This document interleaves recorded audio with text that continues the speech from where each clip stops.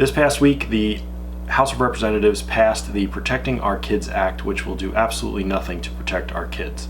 They seek to raise the minimum age required to purchase a centerfire rifle, which is essentially an AR-15, from 18 to 21. They seek to ban the sale of magazines that hold more than 15 rounds. They seek to impose criminal charges against those who improperly store their firearms, and those firearms subsequently are used in a crime.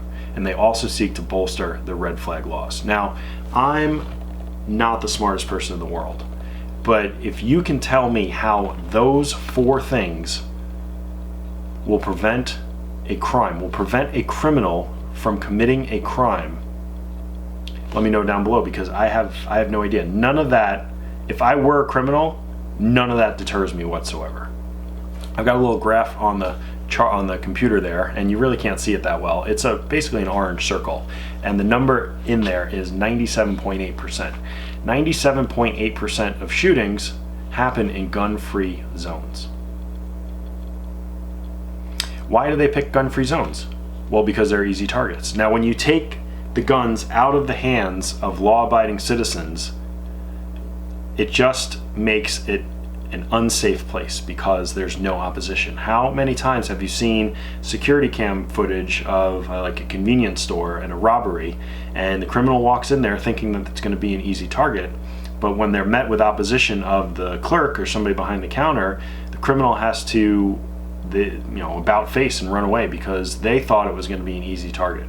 We need more guns. We need more people protecting our kids. That's the only way to make kids safer. You have to arm guards at schools. And it's pretty easy to do because you have a lot of veterans that would love to do this job. I mean, this is not a novel idea for myself. This has been tossed around for a long time.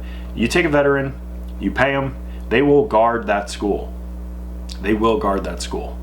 If you think about a state capitol, if you think about a courthouse, you think about anywhere where you're not allowed to bring a gun, what's the process for that? You have to go through a metal detector.